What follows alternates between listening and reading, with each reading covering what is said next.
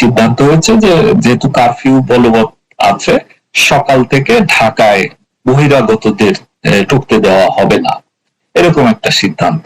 তো সেটাই আবার পরবর্তীতে এইটা সমন্বয়টা কিভাবে হবে, অর্থাৎ ঢাকার এন্ট্রি পয়েন্ট গুলোতে কারা কারা থাকবেন, সেটি অর্থাৎ কোন এন্ট্রি পয়েন্টে কারা নিয়ন্ত্রণ করবেন, সেটির জন্য বলা হয় যে ঠিক আছে, নিজেদের ভিতর একটা সমন্বয় করার জন্য একটা ছোটখাটো মিটিং এর মতো। তো অ্যাকর্ডিংলি ওই রাতে ওখান থেকে ক্যান্টনমেন্টে যাওয়া হয়। ওই মিটিং, ওখানে আমিও ছিলাম, সেনাবাহিনী ৩ বাহিনী প্রধান, অর্থাৎ ওই মিটিং এ যারা ছিলেন তারা সহ। কিন্তু ওখানে যদিও সাবেক ইন্সপেক্টর জেনারেল তার যে কি রাজবন্দির জবানবন্দি দিয়েছেন, এখানে কিছু মিথ্যা কথা আছে, যে যেমন ওখানে বলেছেন রাজনৈতিক নেতাদের কথা, তারপর শ্রদ্ধেয় শেখ রেহানার কথা বলেছেন, তারা কেউ মিটিং এ ছিলেন না।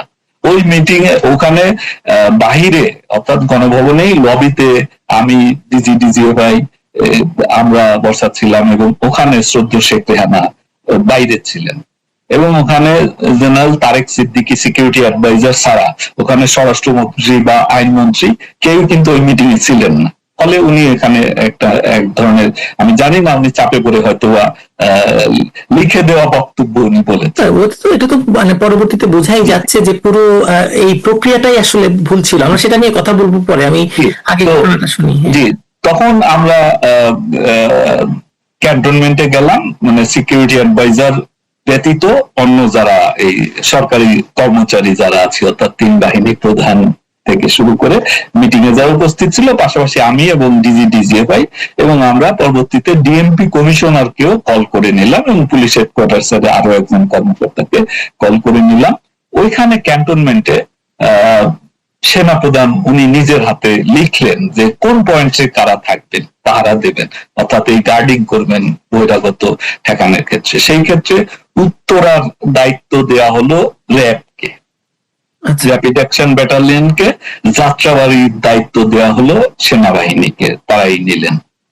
এইভাবে বিভিন্ন এলাকা ভাগ হলো, যে যেমন বঙ্গভবন, সেক্রেটারিয়েট, বাংলাদেশ ব্যাংক, তারপরে ৩২ নম্বর গণভবন, পার্লামেন্ট ভবন, প্রাইম মিনিস্টার্স অফিস, এগুলোর দায়িত্ব সেনাবাহিনী নিলেন যে তারা এগুলো গার্ডিং করবে, এবং সকাল থেকেই, এবং শাহবাগেও সেনাবাহিনী মোতায়েন থাকবে, তারা নিয়ে বেশিরভাগ দায়িত্ব তারা নিলেন।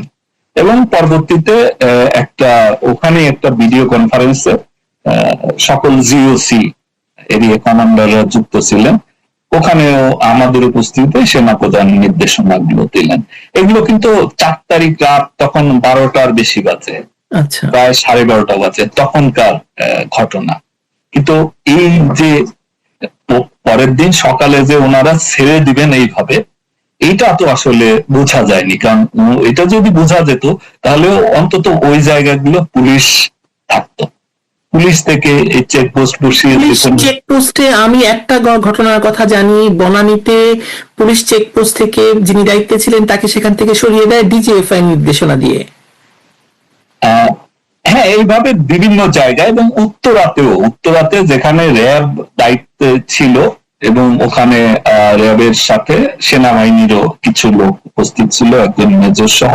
তো ওখানেও যখন ছেড়ে দিল, তখন আমরা যখন উত্তরার ডিসি এবং ওখানে আরেকজন অফিসারকে ওখানে মোতায়েন করা হয়েছিল ডিসি পদমর্যাদার, তাদেরকে জিজ্ঞাসা করা হয় যে ওখানে কেন তোমরা ছেড়ে দিলে, তখন বলে যে মেজর সাহেব আমাদেরকে বলেছে। তো এটি তো তো যেহেতু 12:30 পর্যন্ত এইরকম কথা হলো, ফলে পুলিশ সেনাবাহিনীর উপরে আস্থা রেখেছে, একইভাবে আস্থা রেখেছিল সরকার। কিন্তু পরের দিন তো আমরা দেখলাম যে তারা ছেড়ে দিল, প্রথমে ওখানে, পরবর্তীতে শাহবাগে তারা ফ্রি করে দিল, এবং যাত্রাবাড়ি তারা ফ্রি করে দিল। তো ফলে বাদ বাকি জায়গা তো পুলিশ অল্প কিছু জায়গার দায়িত্বে ছিল, তো সেগুলো তারা রক্ষা করতে সক্ষম হয় নাই। তো তারপরে ৫ তারিখের বিষয়টা তো এরপর যা আছে সেটা তো প্রকাশ্যেই ধন্যবাদ মনিরুল ইসলাম। আপনার কাছে সবচেয়ে প্রথম প্রশ্ন হচ্ছে যে আপনি 5ই আগস্ট পর্যন্ত এসবি প্রধান ছিলেন, অর্থাৎ রাষ্ট্রের কাছে থাকা সবচেয়ে সংবেদনশীল রাজনৈতিক এবং নিরাপত্তা গোয়েন্দা তথ্য আপনার টেবিলে আসতো। এখন এতদিন পরে দাঁড়িয়ে আপনি কি পরিষ্কার করে আমাদেরকে বলবেন যে জুলাই আন্দোলনের আড়ালে শেখ হাসিনাকে ক্ষমতাচ্যুত করার যে সুপরিকল্পিত মেটিকুলাস ডিজাইনের কথা ডক্টর ইউনূস বলেছিলেন, সেটি আপনাদের গোয়েন্দা মূল্যায়নে ধরা পড়েছিল কিনা? ধরা পড়লে কোনো বিদেশি রাষ্ট্র এতে বা দেশি কারা এতে যুক্ত ছিল, এবং আপনি কাকে সতর্ক করেছিলেন? 3টি প্রশ্ন এখানে। Thank you. আপনাকেও অনেক ধন্যবাদ, এবং সেই সাথে এই প্রোগ্রাম যারা দেখবেন সবাইকে আমি অগ্রিম ধন্যবাদ জানাচ্ছি এবং শুভেচ্ছা জানাচ্ছি। হ্যাঁ, 5ই আগস্ট 2024 আমাদের জাতির জীবনে, বাংলাদেশের ইতিহাসে যে যখন একটা অধ্যায়ের সূচনা হয়েছিল, সেই প্রসঙ্গে আমি আজ এই প্রথমবারের মতো অন ক্যামেরা কথা বলছি। হ্যাঁ, আমি 5 তারিখ নয়, শুধু আমি অগাস্টের 13 তারিখ পর্যন্ত এসবির চিফ ছিলাম। কিন্তু যদিও আমাকে 5 তারিখের পর থেকে আসলে ফাংশনাল কোনো রোল আমার ছিল না, বাট আমি তখনও, যেহেতু আমার বদলি হয় নাই, আমি পদ হোল্ড করছিলাম। তো স্পেশাল ব্রাঞ্চ মূলত গোয়েন্দা সংস্থা, একটা নন অপারেশনাল ইউনিট বাংলাদেশ পুলিশের, এবং এটা মূলত সরাসরি, যদিও অ্যাডমিনিস্ট্রেটিভলি ইন্সপেক্টর জেনারেল বা হোম মিনিস্ট্রির অধীনে, কিন্তু সাধারণত তাদেরকে রিপোর্ট করার পাশাপাশি সরাসরি সরকার প্রধানের কাছে রিপোর্ট গুলো যেত, স্পেশাল রিপোর্ট গুলো যেত, বা কিছু রুটিন রিপোর্টও যেত, পাশাপাশি সংশ্লিষ্ট যারা যারা সংশ্লিষ্ট কর্তৃপক্ষের কাছেও যেত। তো জুলাই ব্যাপী, অর্থাৎ 24 সালের জুলাই ব্যাপী, যেহেতু জুন মাসের একটি রায়কে কেন্দ্র করেই ঘটনার সূচনা, সেই ঘটনার সেই যে রায়, সেই রায়টি হয়েছিল জুনের প্রথম দিকে, যেখানে কোটা ব্যবস্থা, অর্থাৎ 2018 সালে শুরু হওয়া কোটা আন্দোলন, যেটি বেশ গতি পেয়েছিল, একটা পর্যায়ে সরকার ডিসিশন নেয় এবং সেই অনুযায়ী তারা সমস্ত কোটা পদ্ধতি বাতিল করে। কিন্তু পরবর্তীতে 2021 সালে একটা রিটের ভিত্তিতে, অর্থাৎ ফ্রিডম ফাইটার্সদের সন্তানদের পক্ষ থেকে বা তাদের সন্তান সন্ততিদের পক্ষ থেকে একটা রিট করা হয় যে এই কোটা ব্যবস্থা পুনরায় চালুর জন্য। অ্যাকর্ডিংলি হাইকোর্ট রায় দেওয়ার পর থেকেই আসলে এক ধরনের অসন্তোষ সৃষ্টি হয় ছাত্রদের ভিতরে, এবং এটি মূলত তখন, যেহেতু এটি ছিল জুন মাস, মানে এটা ঈদের ঠিক আগে আগে, ফলে ওই সময়টাতে টুকটাক কিছু ঢাকা বিশ্ববিদ্যালয় কেন্দ্রিক বা আরো দু একটা বিশ্ববিদ্যালয় নিয়ে কিছু বক্তৃতা বিবৃতি এসেছিল। তো স্পেশাল ব্রাঞ্চের কাজ হলো মূলত তথ্য সংগ্রহ, সেই তথ্য প্রসেস করে সেটাকে ইন্টেলিজেন্স আকারে রূপ দিয়ে সেটি সরকারকে মানে সরবরাহ করা, সরকার প্রধান এবং সংশ্লিষ্ট যারা আছেন তাদেরকে সরবরাহ করা, এবং সেই সাথে কিছু সাজেশন থাকতো যে কি কি করলে এই, অর্থাৎ কেন ঘটনার সৃষ্টি হয়েছে, এটার ফলাফল কি হতে পারে, এবং সেই সাথে সম্ভাব্য উত্তরণের জন্য কি কি করা উচিত। আমাদের রিপোর্টের, স্পেশাল ব্রাঞ্চের রিপোর্টের মানে মোটামুটি এটা টিপিক্যাল একটা ধরন। তো সেই ক্ষেত্রে আমার যতদূর মনে পড়ে যে জুন মাসের বোধহয় মাঝামাঝির দিকে ঈদ ছিল, তার আগেই সর্বশেষ ওয়ার্কিং ডেতে আমরা সরকারের কাছে একটা রিপোর্ট পেশ করি। সেই রিপোর্ট সরকার প্রধান ছাড়াও স্বরাষ্ট্রমন্ত্রী, শিক্ষামন্ত্রী এবং ইন্সপেক্টর জেনারেলের কাছেও কপি যায়, এবং যতদূর মনে পড়ে ঢাকার কমিশনারের কাছে, পুলিশ কমিশনার। সেখানে আমরা বলি যে যেহেতু শিক্ষা প্রতিষ্ঠান বন্ধ হয়ে যাচ্ছে, এই কারণে আপাতত হয়তো এটা নিয়ে খুব বেশি হইচই হবে না, কিন্তু জুনের শেষ দিকে যখন শিক্ষা প্রতিষ্ঠান খুলবে, বিশেষ করে বিশ্ববিদ্যালয়, তখন এটা নিয়ে একটা সমস্যা তৈরি হতে পারে, এবং এটা নিয়ে সেই 18-র মতো আরেকটা মানে আন্দোলন সেটি শুরু হতে পারে। এবং সেই ক্ষেত্রে সেই আন্দোলন, কারণ আমরা জানি যে সরকার বিরোধী পক্ষগুলো, নানা পক্ষ কোনোভাবেই যেহেতু সরকারকে বিপদে ফেলতে পারছিল না, এবং সেই রিপোর্টেই সতর্ক করা হয় যে এই ধরনের অবস্থা তৈরি হলে সেইটা সুযোগ দেশি বিদেশি যারা সরকারের বিরুদ্ধ শক্তি আছে তারা সেই সুযোগ নিতে পারে। তো এইটাই তো ফলে সুপারিশ ছিল যে দ্রুত এটা কথাবার্তা বলে, সব পক্ষের সাথে কথা বলে আদালতের রায়ের বিরুদ্ধে সরকার আপিল করে যাতে একটা মানে সমঝোতায় পৌঁছানো যায়। এটি ছিল আমাদের জুন মাসের মানে ঈদের আগের রিপোর্টটা, প্রথম রিপোর্ট কোটার উপরে। এরপরে পর্যায়ক্রমে আমরা মানে আরো 15টি, অর্থাৎ স্পেশাল ব্রাঞ্চ মোট 16টি রিপোর্ট দিয়েছে এই কোটা আন্দোলনে। জুন জুলাই মিলে জুন মাসে একটাই বা শেষ দিকে দেওয়া হয়েছিল কিনা আমার মনে নাই, বাট 4 তারিখ রাত পর্যন্ত, অর্থাৎ 4 আগস্ট পর্যন্ত আমরা রিপোর্ট দিয়েছি। তো এই আন্দোলনটা শুরুর দিকে একেবারেই ছাত্রদের ভিতরে যদিও সীমাবদ্ধ ছিল, কিন্তু জুনের শেষ দিকে শিক্ষা প্রতিষ্ঠান খোলার সাথে সাথে এক ধরনের সভা সমিতি মানে বিক্ষোভের শুরু হয়। কিন্তু কথা মানে তখনই তারা আলটিমেটাম দিতে শুরু করে যে জুলাই মাসের ভিতরে, অর্থাৎ জুনের 30 তারিখের ভিতরে সমস্যার সমাধান না হলে জুলাই থেকে তারা বিক্ষোভ কর্মসূচিতে যাবে, বৃহত্তর আন্দোলন গড়ে তুলবে। তো এটি শুরুতে বলা যায়, মানে আমি যতটুকু দেখেছি স্পেশাল ব্রাঞ্চের চিফ হিসেবে, এটি শুরুতে ছাত্রদের একটা আন্দোলন ছিল।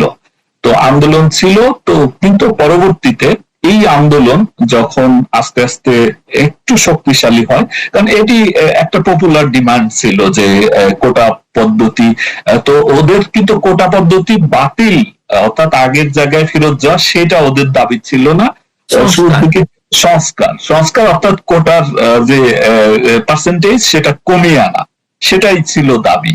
কিন্তু এই দাবিটা আসলে শুরুর দিকে এটা খুব পপুলার ডিমান্ড ছিল, কারণ এটা শুধুমাত্র মুক্তিযোদ্ধার সন্তান সন্ততি এবং বেনিফিশিয়ারি ছাড়া বাদ বাকি প্রায় সাধারণ, এবং শুরুর দিকে আমি দেখেছি ছাত্রলীগেরও অনেকে সেই পরবর্তীতে যে শব্দ চালু হয়েছে গুপ্ত বা মেইন স্ট্রিমের অনেকেও মানে ইয়েতে না নামলেও, বিক্ষোভ কর্মসূচিতে অংশ না নিলেও তাদের সায় ছিল। কিন্তু এটা কমপ্লিকেটেড হতে থাকে জুলাইয়ের মাঝামাঝি থেকে, পরিস্থিতি আসলে ভিন্ন দিকে যেতে থাকে, এবং এই আন্দোলনের সাথে ক্রমাগত রাজনৈতিক সরকার বিরোধী যে রাজনৈতিক শক্তিগুলো সেগুলো যুক্ত হতে থাকে, এবং যুক্ত হতে হতে কিছু বিদেশি শক্তি তারাও এটার সাথে যোগ দেয়। যারা নাম দিয়েছিলেন সেই বিদেশি শক্তি?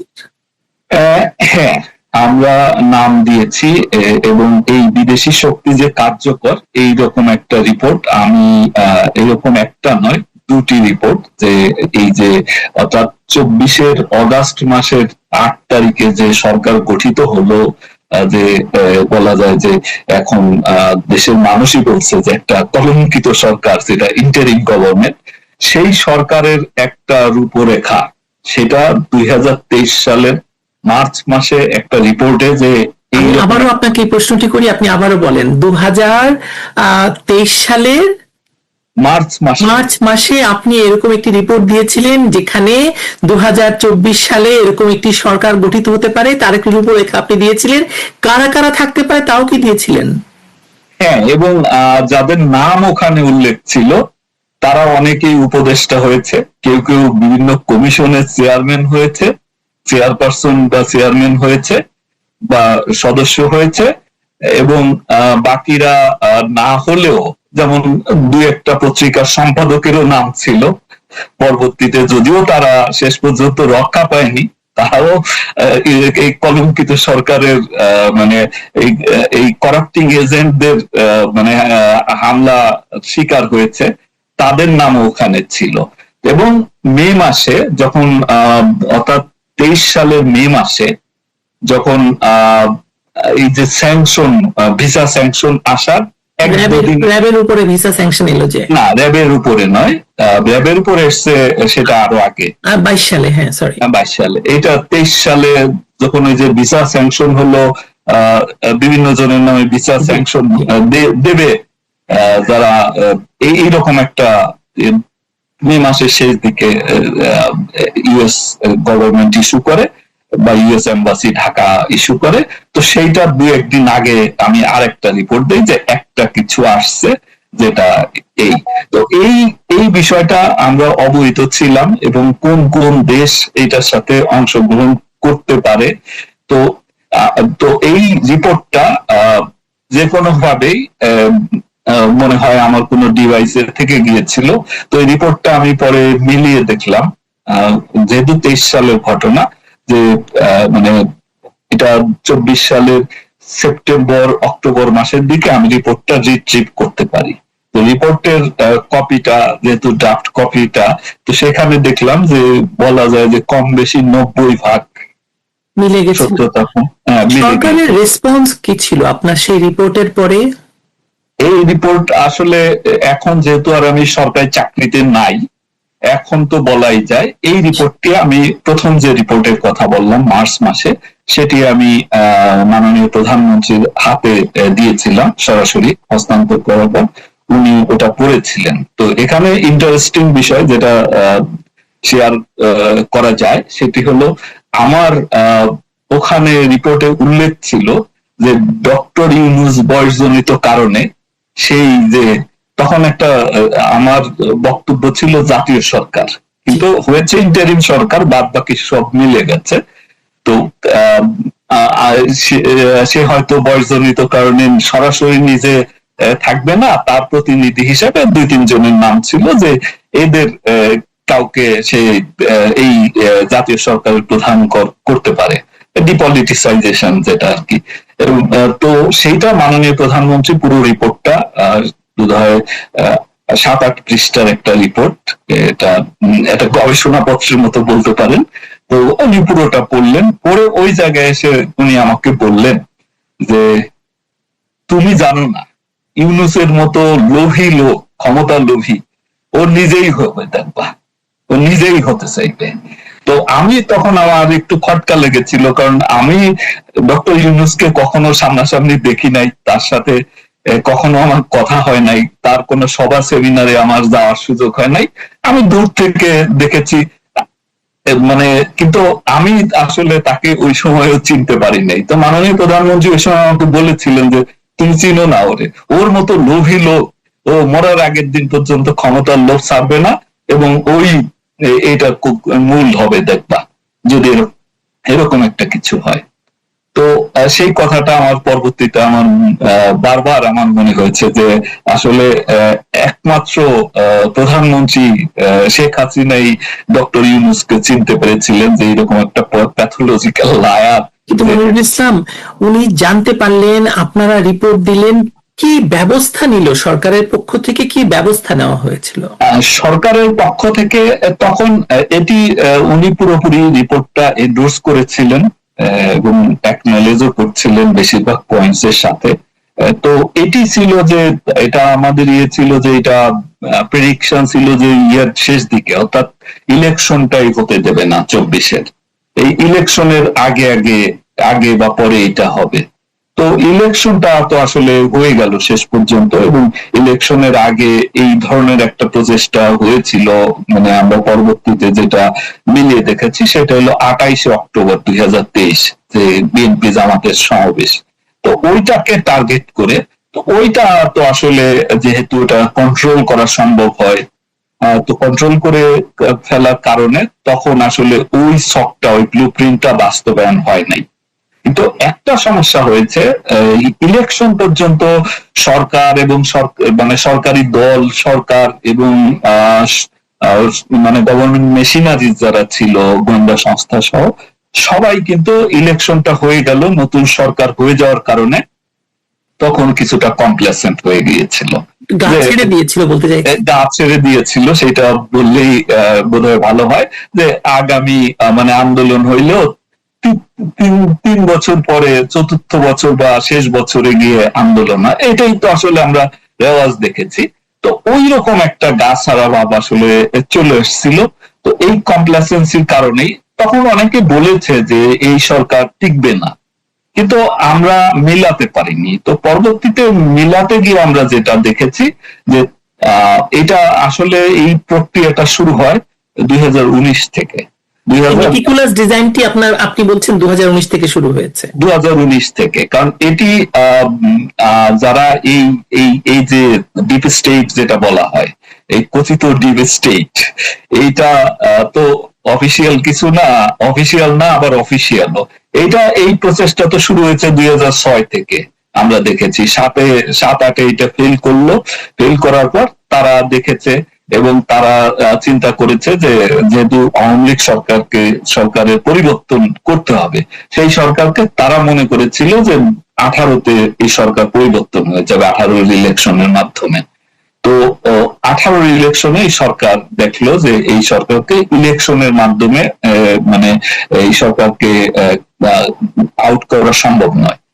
এবং তাদের এই ডিপ স্টেট তাদের গবেষণায় এবং তাদের পর্যবেক্ষণে দেখেছিল, এবং তাদের লোক তো নানা স্তরে ছড়ানো ছিটানো ছিলই, দেখেছিল যে এইটা যদি অর্থাৎ রাজনৈতিক দলের পক্ষে সরকারের পতন ঘটানো, আন্দোলন করে মানে অর্থাৎ কনভেনশনাল ওয়েতে সরকারের পতন ঘটানো ও কনভেনশনাল মুভমেন্টের মাধ্যমে সরকারের পতন ঘটানো সম্ভব নয়।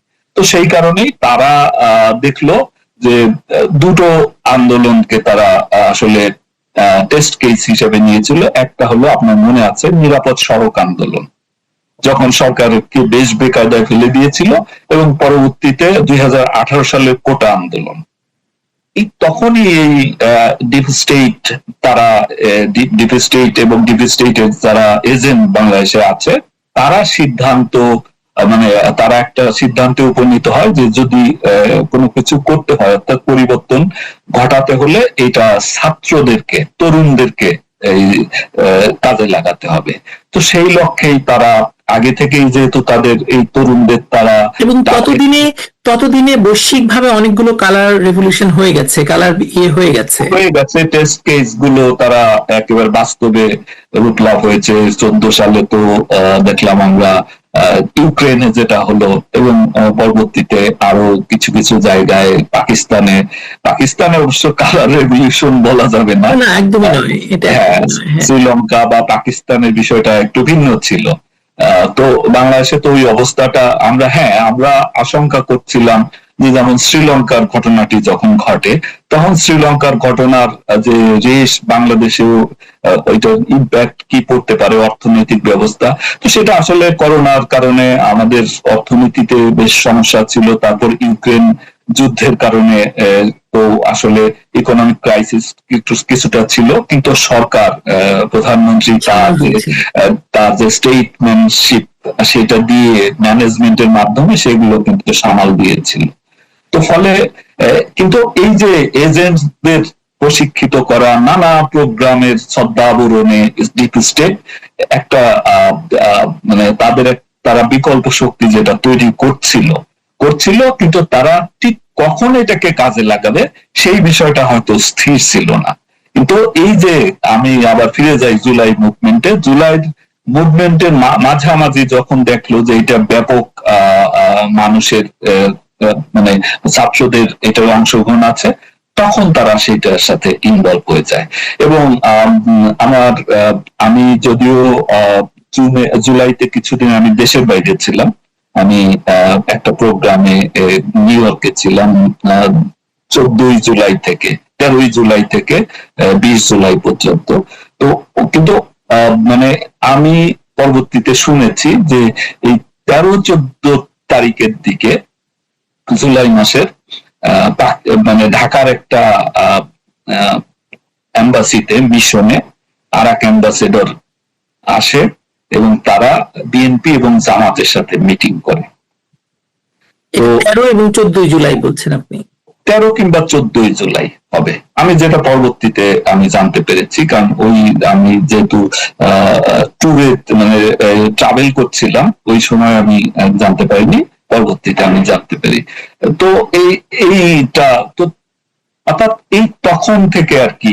এবং আপনার মনে আছে যে শুরুর দিকে রাজনৈতিক বিশেষ করে বিএনপির যে মহাসচিব ছিলেন, বারবার বলছে যে আমরা নাই 18-19 তারিখের দিকে উনি বলছেন, মহাসচিব বলছেন যে আমরা এই আন্দোলনের সাথে নাই, ছাত্রদল ছাত্রদের আন্দোলন সমর্থন করছে। তো তো ফলে এই সময়টাতে এই ডিপ স্টেট তারা দেখলো যে এই সুযোগটাকে তারা কাজে লাগাতে পারে। তখনই তাদের নানা দিকে যে এজেন্ট ছিল, বিশেষ করে বিদেশে কিছু অনলাইন অ্যাক্টিভিস্ট, দেশের ভিতরে এবং বাইরে অনলাইন অ্যাক্টিভিস্ট, এদের কাজে লাগায় এবং 14 তারিখের মাননীয় প্রধানমন্ত্রীর যে প্রেস কনফারেন্সের বক্তব্য, সেইটাকে টুইস্ট করে সরিয়ে দেয়। 15 তারিখে মাননীয় ওই সময়কার যোগাযোগ মন্ত্রী এবং বিএনপির আওয়ামী লীগের সাধারণ সম্পাদক, উনার বক্তব্যকে এক ধরনের টুইস্ট করে এটা কেউ ছড়িয়ে দেয়।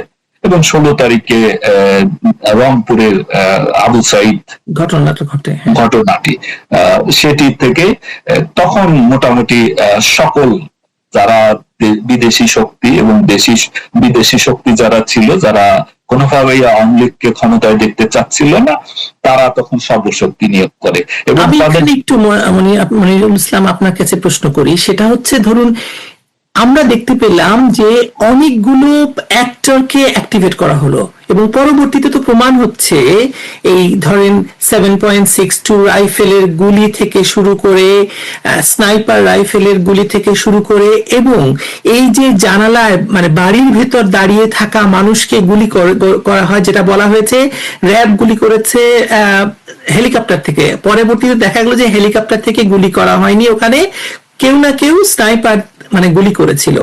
এই পুরো ডটগুলো মেলালে তাহলে, এবং আসিফ মোহাম্মদ সজীব ভুঁইয়া পরবর্তীতে একটি সাক্ষাৎকারে বলেছেন তাদের সশস্ত্র যুদ্ধের প্রস্তুতি ছিল, তারা নিশ্চয়ই দেশের ভিতর ট্রেনিং নিয়েছিল, তাদের অস্ত্র এসেছিল।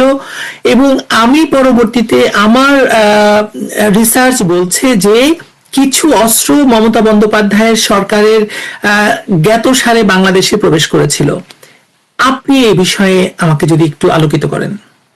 দেখুন, অবৈধ অস্ত্রের সংগ্রহ করা কোনো কঠিন কাজ নয় বাংলাদেশের মতো দেশে। এখানে ভারতে অনেক জায়গায় এই অবৈধ অস্ত্রের কারখানা আছে, যেটা সরকারের অজ্ঞাতসারেই হয়। তারপরে মিয়ানমারে একটা ইনসার্জেন্সি অবস্থা চলছে বাংলাদেশের সীমান্তে, সেখানে আরসা আরএসও দের কাছে অস্ত্র আছে আরাকান আর্মির কাছে। ওইদিকে কুকি চীন যেটা, তাদের কাছে অস্ত্র আছে। ইন্ডিয়ার অনেকগুলো ইনসার্জেন্ট গ্রুপ আছে যাদের কাছে অস্ত্র আসে। আমরা তো 10টা তো সেটা ইনসার্জেন্ট গ্রুপগুলোকে যেমন নানাভাবে আইএসআই তাদের সাপোর্ট করে, অস্ত্র সরবরাহ করে। আমরা 10 ট্রাক অস্ত্রের কথা জানি। এইরকম 10 ট্রাক যে হয়তো একটা ধরা পড়েছে, বাকি 10 ট্রাক না হোক 2-5 ট্রাক তো বিভিন্ন সময় এসছে, যেটা আসলে আমাদের যেহেতু নিরাপত্তা ব্যবস্থা বর্ডার সুরক্ষা তো এত স্ট্রং নয়, তো সেটা সম্ভব। তো ফলে অবৈধ অস্ত্র তো, এবং বাংলাদেশেও কক্সবাজারের মহেশখালী এবং চকরিয়া এবং ঈদগড় বা ঈদগা বলে, ওই জায়গায় এই অস্ত্র লোকাল অস্ত্র বহু বছর ধরে কিছু মানুষ বানায় দেশি অস্ত্র। তো ফলে মানুষ তো কার্যকর গুলি করা তো আসলে কোনো কামারের দোকানেই বানাক আর যেখানেই বানাক, গুলি ফুটলেই তো হলো, এটা তো মানুষ মারে। আর আমরা জানি যে বিভিন্ন সময় আন্দোলনের গতি বৃদ্ধি করার জন্য, যেমন কয়েক বছর আগে আমাদের একজন রাজনৈতিক নেতা যিনি মাহমুদুর রহমান মান্না, তার একটা বক্তব্য কিন্তু ভাইরাল হয়েছিল, যে উনি বলছিল যে একটা লাশ পড়লে তখন ডাকসুতে একটা লাশ পড়লে বা ঢাকা বিশ্ববিদ্যালয়ে একটা লাশ পেলে আন্দোলনটা চাঙ্গা হয়ে উঠবে। হ্যাঁ, তো এইটার তো ফলে সকল ধরনের যে তৎপরতা তাদের ছিল, ডিপ স্টেট এবং তাদের এজেন্টদের, পাশাপাশি সরকার বিরোধী শক্তিগুলো এবং হিজবুত তাহরির তারপরে আনসার ইসলাম, হেফাজতের একটা অংশ, উগ্র অংশটা, এরা সবাই কিন্তু এটার সাথে ইনভলভ হয়ে গিয়েছিল। পাশাপাশি আমরা জানি যে মানে পলিটিক্যাল জামাত ইসলামের যেমন একটা ক্যাডার বাহিনী আছে, প্রশিক্ষিত ক্যাডার আছে, ঠিক তেমনি ভাবে অন্যান্য দলেও কিছু তো অস্ত্রধারী লোক থাকেই, যেটা বিএনপিতে, আওয়ামী লীগেও কিছু ছিল, বিএনপিতেও তো একটা বড় অংশ আছে অস্ত্রধারী। তো ফলে এই সকল অস্ত্র ব্যবহার হয়েছে। পাশাপাশি 18 তারিখের দিকে নরসিংদীর কারাগারটা একেবারে সকল অস্ত্র, 86 এর মতো বোধ হয় আধুনিক অস্ত্র, এগুলো লুট হয়ে যায়। এবং আমি গিয়েছি, আমি বোধ হয় 22 তারিখের দিকে আমি ওইটা ইন্সপেক্টর জেনারেল, আমরা ওটা সরেজমিনে দেখতে গিয়েছিলাম। পুরো জেলখানাটা একেবারে জ্বালিয়ে দিয়েছে, পুড়িয়ে ছাই করে দিয়েছে। তো ফলে অস্ত্রের যোগান আসা খুব কঠিন কাজ নয় আমাদের পার্বত্য অঞ্চলে। 18 তারিখে যখন নরসিংদী কারাগারের মতো এরকম একটি কারাগার যেখানে অনেক জঙ্গিরা ছিল, সেটা ভেঙে জ্বালিয়ে সেখান থেকে লোকজন বেরিয়ে যায়, অস্ত্র চুরি হয়ে যায়, মানে লুট হয়ে যায়, আপনারা কি তখনও বুঝতে পারছিলেন না যে এটা আসলে মানে ভয়াবহ অবস্থার দিকে চলে যাচ্ছে? সরকার কি তখন বুঝতে পারছিল কিনা? এটি সরকার বুঝতে পেরেছিল। মানে এটা তো 18-19 তারিখে সরকারের, মানে সরকার, আমার আমি যেহেতু সরকারি চাকরিতে নাই, সেই হিসাবে বলতে পারি যে আমার যে অবজারভেশন সেটা হলো যে 18 তারিখ পর্যন্ত আসলে সরকার এটাকে, এদের শক্তিটাকে আন্ডারস্টিমেট করেছিল। 19 তারিখে গিয়ে সরকার বুঝতে পারে, যে কারণে 19 তারিখেই মিটিং করে 20 তারিখ থেকে কারফিউ এবং যে সেনাবাহিনী মোতায়েনের সিদ্ধান্ত নেয়। তো ওই সময়টা তো আসলে তারপরে যে ঘটনাগুলো ঘটেছে, এগুলো সরকার চেষ্টা করেও আসলে নিয়ন্ত্রণ করতে পারেনি, কারণ এত নানামুখী শক্তি ওইটার সাথে যুক্ত হয়ে গিয়েছিল। এবং তারপরও দেখেন যে 20 তারিখে যখন সেনাবাহিনী মোতায়েন হলো, 22-23 তারিখের দিক থেকে কিন্তু এক ধরনের রিকনসিলিয়েশন প্রসেস শুরু হয়। 21 তারিখে যেমন রায়টা হয়, জুলাইয়ের 21 তারিখে অ্যাপিলেট ডিভিশন রায় দেয়, যে অর্থাৎ হাইকোর্টের রায়টাকে স্থগিত করে দেয়, অর্থাৎ আগের সেই ইয়েতে চলে যায়, যে কোটাবিহীন যেটা এখনো আছে, তো সেটা হয়ে যায়। তো ফলে ওইটার কারণে একটা তো কিছু লোক তো, যারা সাধারণ ছাত্ররা, ওখান থেকে কিন্তু কেটে পড়ে। কিন্তু তখন রাজনৈতিক শক্তিগুলো, পাশাপাশি যারা এই যে সন্ত্রাসী বাহিনীগুলো, এরা কিন্তু তখন এই আন্দোলনটা চালিয়ে গেছে। কিশোর গ্যাং ব্যাপারটাকে কিভাবে দেখেন? কিশোর গ্যাং এর যুক্ত হওয়া এবং সারা বাংলাদেশ থেকে কিশোর গ্যাংদের নিয়ে এসে ঢাকায়, চিটাগং এর মতো জায়গায় ব্যবহার করা। দেখুন, সারা দেশ থেকেও আনার দরকার নাই। ঢাকা এবং ঢাকার আউটস্কার্টে যারা আছে, এরাই তো সংখ্যায় মানে 50,000-এর উপরে হবে আমার ধারণা। কারণ 50,000? হ্যাঁ, আপনার এদিকে সাভার, কেরানীগঞ্জ, নারায়ণগঞ্জ, তারপরে এই গাজীপুরের কিছু অংশ, অর্থাৎ টঙ্গী গার্মেন্টস এলাকা, তারপরে কিছু মাদ্রাসার ছাত্র আছে যারা, বিশেষ করে তামিরুল মিল্লাত যে মাদ্রাসা টঙ্গীতে সবচেয়ে বড় মাদ্রাসা, যাত্রাবাড়িতে এদের শাখা আছে। ঢাকা শহর তো চারদিক দিয়ে মাদ্রাসা দিয়ে ঘেরা। হ্যাঁ, আপনার প্রবেশ পথগুলো, ঢাকা শহরের প্রবেশ পথগুলোই তো পুরোপুরি অরক্ষিত। এই মাদ্রাসা কুতুবদিয়া, ওইখানে এই পাশে তামিরুল মিল্লাত, এই পাশে হচ্ছে কি যেন এই কেরানীগঞ্জে যেটা আর কি, ওই মাদ্রাসাটা। একটা না, মাদ্রাসা এখানে হাজার খানেক মাদ্রাসা হবে ঢাকার আউটস্কার্টে সব মিলিয়ে। তো সবগুলো মাদ্রাসায় তো আর আসলে এই মিলিটেন্ট ট্রেনিং করেও না।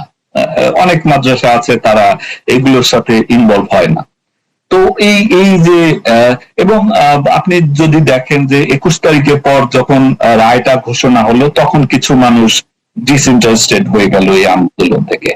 তারপরে সরকার ঘোষণা দিল, একটা জুডিশিয়াল কমিশন করলো যে সকল হত্যাকাণ্ডের কারণ, মানে এই হত্যাকাণ্ডের জন্য কারা দায়ী তাদেরকে চিহ্নিত করার জন্য জুডিশিয়াল কমিশন হলো। পরবর্তীতে এই কমিশনের সদস্য প্রথমে হাইকোর্টের একজন জাস্টিসকে দিয়ে হলো, পরে বাড়ালো। তারপর মাননীয় প্রধানমন্ত্রী ওই সময়ে বিভিন্ন হাসপাতালে আহতদের দেখতে গেলেন এবং উনি গিয়ে ঘোষণা দিলেন যে বিনা মূল্যে এদের চিকিৎসা হবে এবং চিকিৎসা না করে যাতে কেউ বের হতে না পারে, যেটাকে দেখলাম যে এই যে অ্যাডভোকেট তাজুল সাহেব যেটা মিস ইন্টারপ্রেট করলো। বেটা তো আসলে ইংরেজি কিছু বোঝে না, যে কারণে ও আর মিনিংটাও বুঝতে না পেরে মিস ইন্টারপ্রেট করেছে। এবং একই সাথে উনি এসবি কে একটা দায়িত্ব, হোম মিনিস্ট্রিকে একটা দায়িত্ব দিয়েছিলেন যে আবু সাইদ সহ যারা মারা গেছে তাদের পরিবার বর্গের সাথে উনি মাননীয় প্রধানমন্ত্রী কথা বলবেন। অ্যাকর্ডিংলি আমরা প্রথম পর্যায়ে 27টার মতো ফ্যামিলি, যেখানে আবু সাইদের বাবা এবং ভাই আরো বেশ কিছু যারা মারা গিয়েছিল তাদের পরিবারকে আমরা ঢাকায় নিয়ে আসলাম এবং এনে গণভবনে তাদেরকে হাজির করলাম।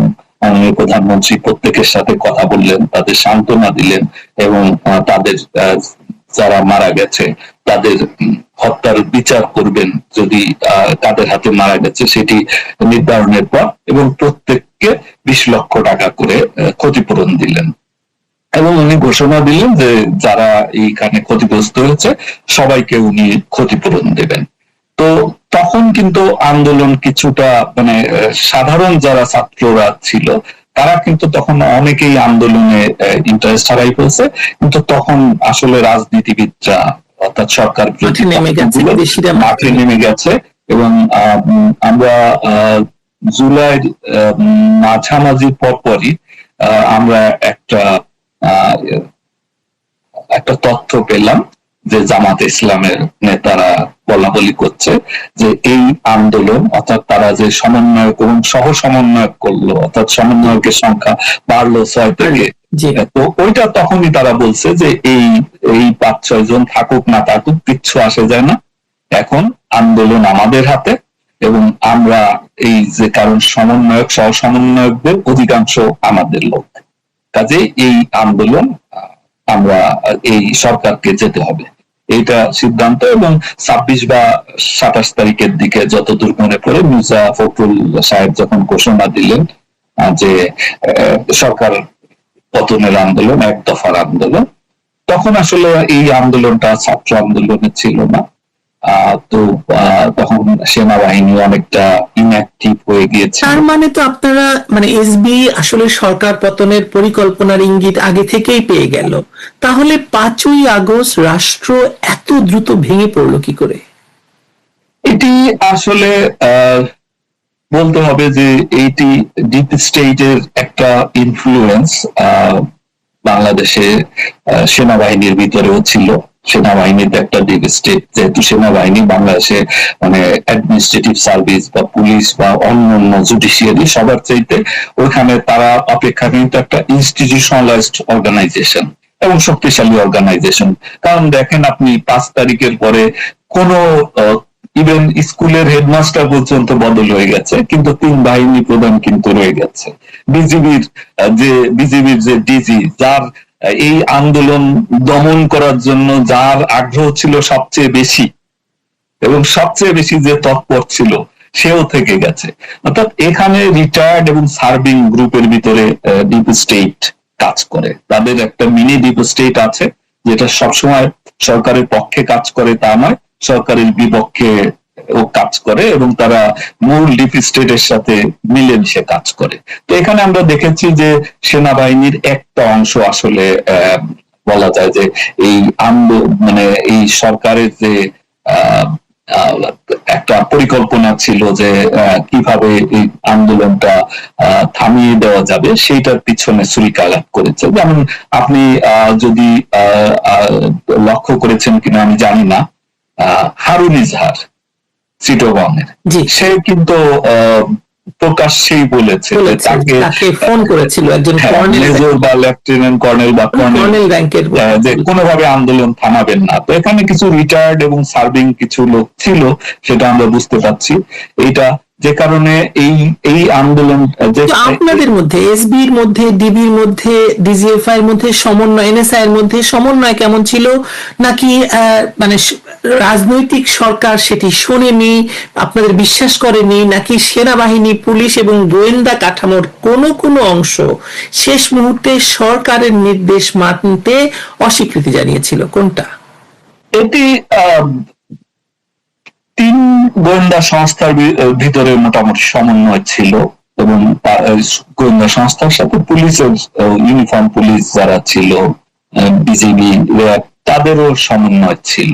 কিন্তু সমস্যা হচ্ছে, যেহেতু সেনা মোতায়েন ছিল, এই সেনা বাহিনীর যে ডিপ স্টেটের যে অংশটা, এরা আসলে ভিতরে ভিতরে সরকারের বিপক্ষে এবং স্যাবোটাজ করেছে বলা যায়। কারণ এখানে যদি রাজনৈতিক শক্তিকে মোকাবেলা করার জন্য বা এই আন্দোলনে মানে আওয়ামী লীগ তো একটা বড় দল, কোনো সন্দেহ নাই। এত নির্যাতন নিপীড়নের পরেও এখন মানুষের মুখে মুখে, কিন্তু বাংলাদেশের মানুষের মুখে মুখে আওয়ামী লীগের নাম, যদিও ক্ষমতাসীনরা সাধারণ মানুষের কথা কখনোই শুনে না বা শুনতে পায় না, কারণ কান অনেকটা তারা বধির থাকেন, যে দেওয়ালের ভাষা বুঝতে পারেন না। কিন্তু ফলে এই যে রাজনৈতিক শক্তিটাকে আসলে কাজে লাগানো হয়নি আমি মনে করি। যেমন 5 তারিখে ধরেন, যে 5 তারিখ মানে ইভেন 3-4 তারিখের দিকে যদি আওয়ামী লীগ একটা বড় জমায়েত করতো, তারা তো 5-10 লাখ লোক জমা করার ক্ষমতা রাখতো।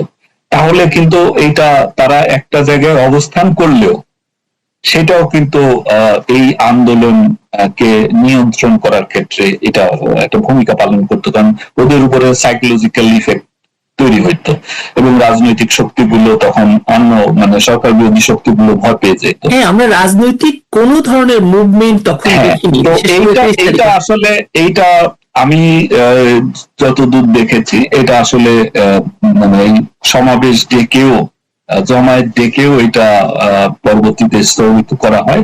এটা ওই যে আসলে সেনাবাহিনীর পক্ষ থেকেই বলা হয় যে যেহেতু কারফিউ হবে, কারফিউর ভিতরে এদেরকে আসতে দেওয়া যাবে, কারফিউ তাহলে মানা ইম্পোজ করা সম্ভব হবে না। এবং 5 তারিখের ঘটনাটি আসলে খুবই এটি এই ঘটনাটি ঘটে যাওয়ার 4 তারিখের ঘটনা আমি বলি, তো নানাভাবে নানাজন নানা রং মাখিয়ে বলছে।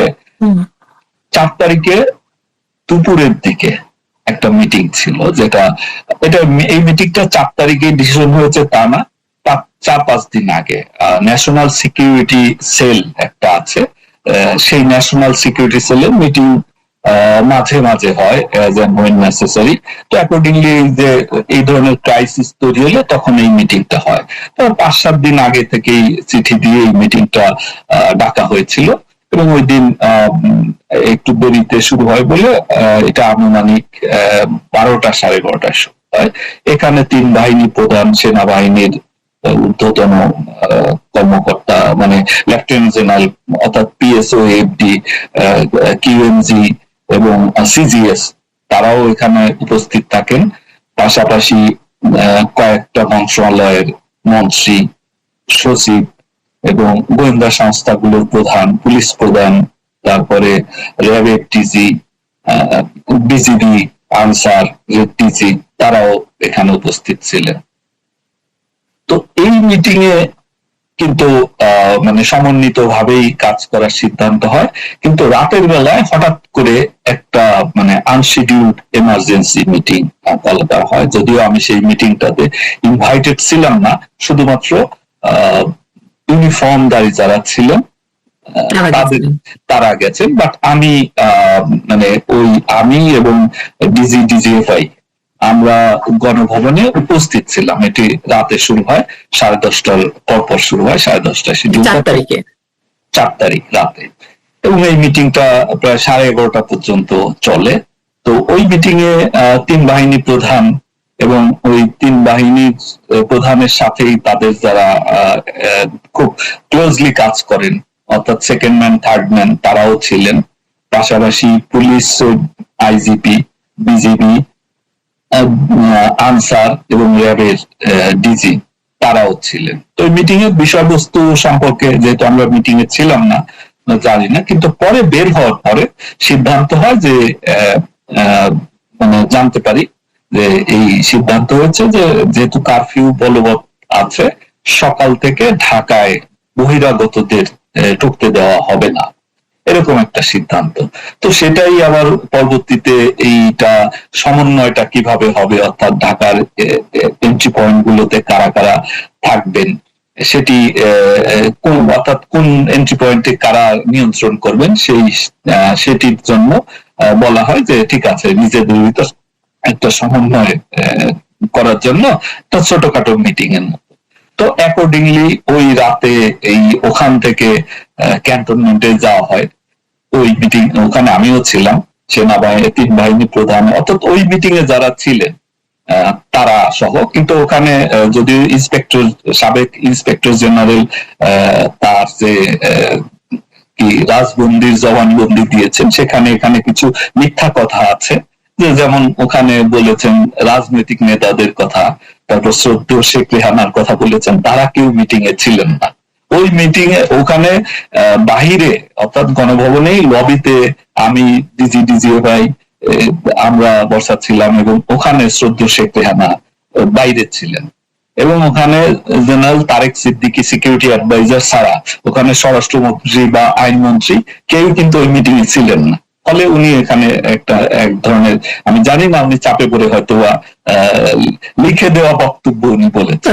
এটা তো মানে পরবর্তীতে বোঝাই যাচ্ছে যে পুরো এই প্রক্রিয়াটাই আসলে ভুল ছিল। আমরা সেটা নিয়ে কথা বলবো পরে, আমি আগে শুনি। জি, তখন আমরা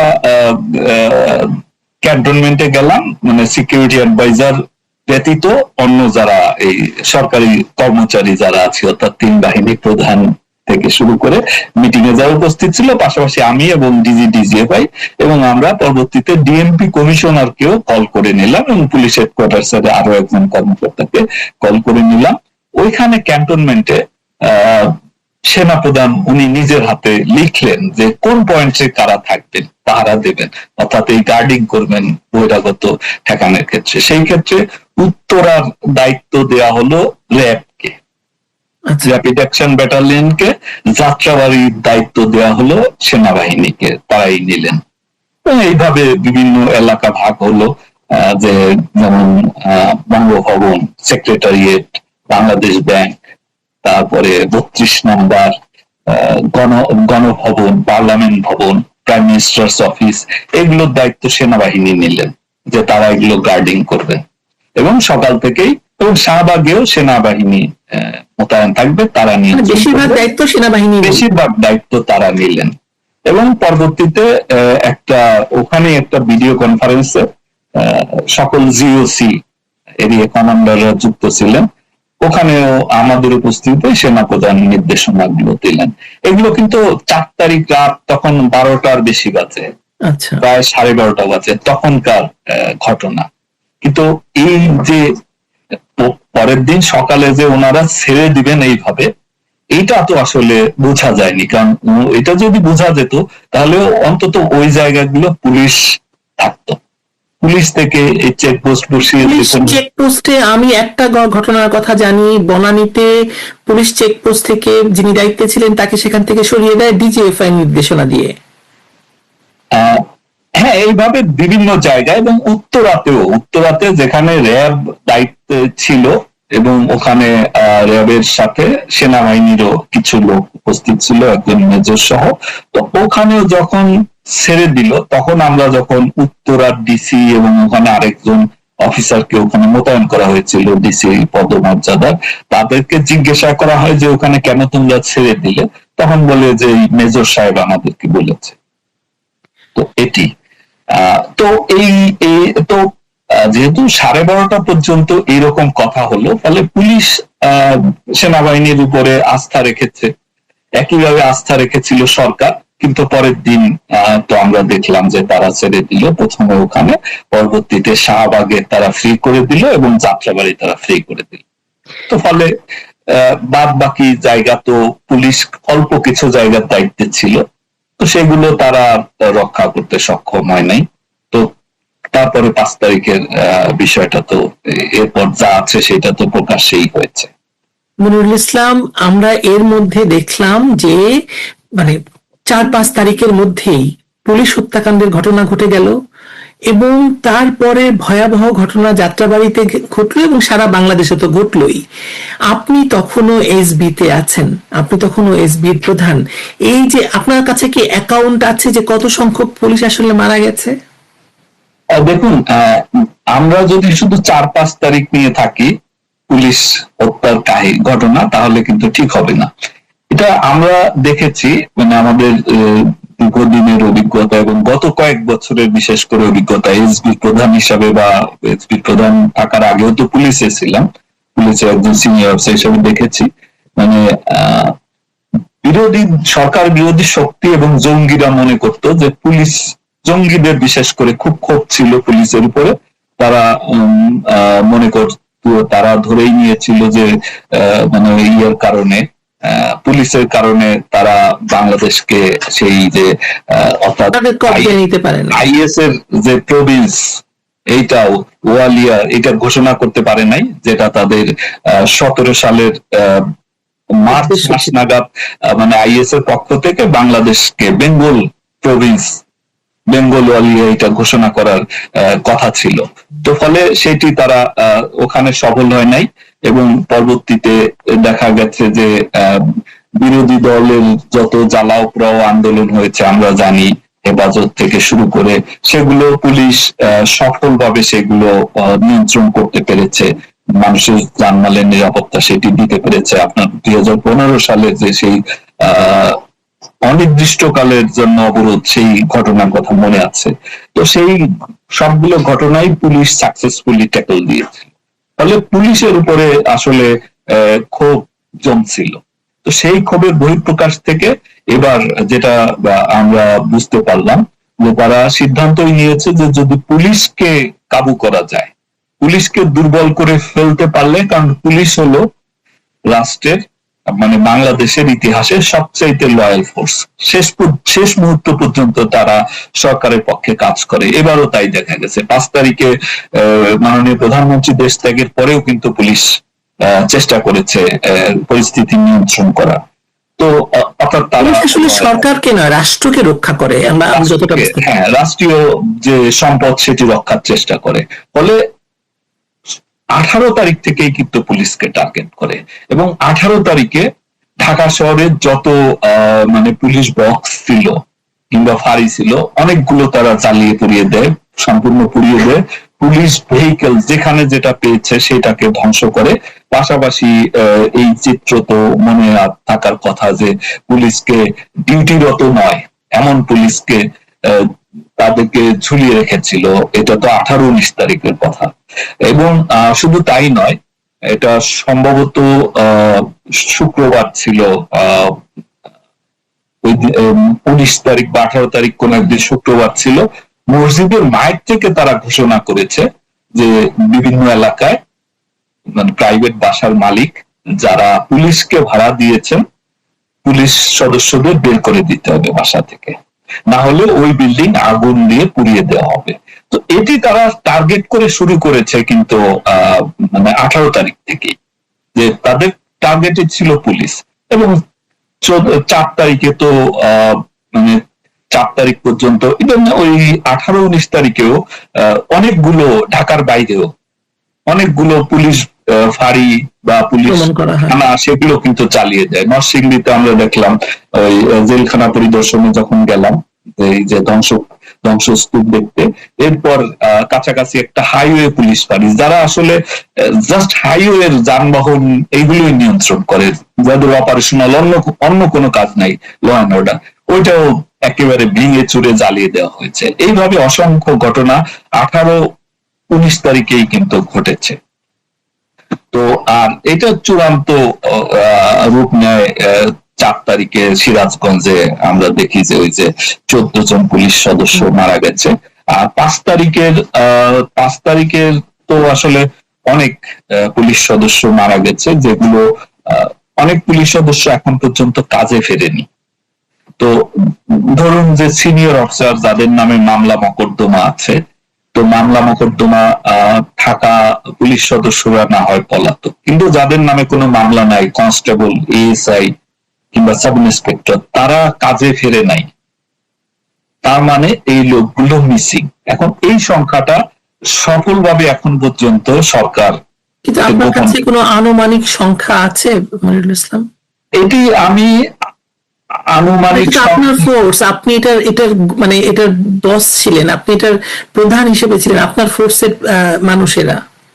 হ্যাঁ সেটা ঠিক, বাট 5 তারিখ তো আসলে দুপুরের পর থেকে আর আমার পুলিশের কোন সংস্থার সাথে বা পুলিশের সেখানে তো আর এই তথ্যে অ্যাক্সেসটা ছিল না। যদিও 5 তারিখে আমি কথা বলেছিলাম, বা 5 তারিখের আগেও হিসাব চলছিল যে শুধু পুলিশ নয়, কত লোক এই পর্যন্ত মারা গেছে, তাদের ভিতর রাজনৈতিক পরিস্থিতি কি। এর ভিতরে একটা বড় অংশ কিন্তু আওয়ামী লীগ, ছাত্রলীগ, স্বেচ্ছাসেবক লীগের। ইভেন 16 তারিখে যে 6 জন মারা গেল, তার ভিতরে ঢাকায় মারা গেল 2 জন, 1 জন বা 2 জন, 2 জন সম্ভবত, শাহজাহান আলী আর ঢাকা কলেজের একটা ছাত্র আর একজন। তারা কিন্তু আওয়ামী লীগ, মানে ওই যে সবুজ আলী ছিল একজনের নাম, ঢাকা কলেজের ছাত্রলীগ, নীলফামারীতে বাড়ি, এবং তার ইয়ে থেকে ফেলে দেওয়া হলো। এবং শাহজাহান নামে একজন ব্যবসায়ী, ক্ষুদ্র ব্যবসায়ী, সে মারা গেল। তার ফ্যামিলি ওই সময় আমরা দেখেছি তারা আওয়ামী লীগ, তারা আন্দোলনে কিন্তু ছিল না। পাশাপাশি চিটং এর ঘটনা, ওই দিন তো চিটং এ 3 জন মারা গেল যাদেরকে ছাদ থেকে ফেলে দেওয়া হয়েছিল। তো ফলে এই, এবং আবু সাইদের নিয়ে তো অনেক কথা হলো, এবং যেটা বলা যায় যে একটা ট্রিগারিং ইভেন্ট হিসেবে কাজ করেছে। তো সেই ঘটনায় তো ওখানে তো পুলিশ লেথাল উইপন ইউজ করে নাই। পুলিশ এখন লেথাল উইপনের কথা যেহেতু বললেনই মনিরুল ইসলাম, আমরা দেখতে পাচ্ছি যে অনেক ফোন কল, অনেক কিছু এখন লিক করা হচ্ছে। অনেক আপনার সঙ্গে প্রধানমন্ত্রী, সেই সময় প্রধানমন্ত্রীর নিশ্চয়ই কথা হতো কোনোভাবে। এই যে আপনাকে কি নির্দেশনা দিয়েছিল লেথাল উইপন ব্যবহার করার জন্য? মাননীয় প্রধানমন্ত্রী এই বিষয়ে খুবই সংবেদনশীল ছিলেন, এবং উনি সব, মানে আমি যেহেতু কয়েকদিন আমি ছিলাম না, 20 তারিখ পর্যন্ত তো আসলে আমি ছিলাম না, ফলে 18, 19, 20 তারিখের ঘটনা সম্পর্কে আমার কাছে আমি পরে যেটা শুনেছি, তো উনি বারবারই কিন্তু বলতেন, ইভেন নিরাপদ সড়ক আন্দোলন কিংবা 2018 যে কোটা বিরোধী আন্দোলন, বা তার ওই সময়, ওই সমসাময়িক সময় বা তার একটু আগে হয়েছিল, আপনার মনে থাকার কথা, ব্যাট বিরোধী আন্দোলন, প্রাইভেট ইউনিভার্সিটি গুলো। তো এইগুলোর ক্ষেত্রে কিন্তু আমরা যখন একটু শক্তি প্রয়োগের কথা বলতাম, প্রধানমন্ত্রী কিন্তু বলতেন যে না, এদেরকে ওরা করতেছে করুক, ওদের করতে দাও, ওদের নিরাপত্তা দাও।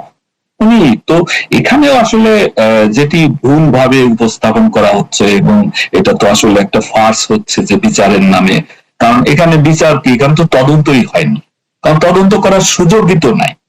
কারণ একই ঘটনায় যেখানে পুলিশ আহত হয়েছে কিংবা নিহত হয়েছে, সেটার ব্যাপারে ইনডেমনিটি দেওয়া হয়েছে।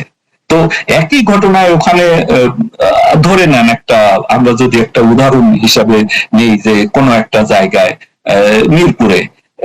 মিরপুরের হয়তো 10 নম্বর মোড়ে, 10 নম্বরের মোড়ে ওখানে পুলিশের সাথে জনগণের সংঘর্ষ হয়েছে বা আন্দোলনকারীদের সংঘর্ষ হয়েছে, ওখানে 5 জন, একজন পুলিশ মারা গেছে, 5 জন আহত হয়েছে, আর ওখানে 2 জন বা 3 জন আন্দোলনকারী মারা গেছে। এখন আপনি, অশেষ ধন্যবাদ মনিরুল ইসলাম, আমি আবার যুক্ত হব আপনার সাথে।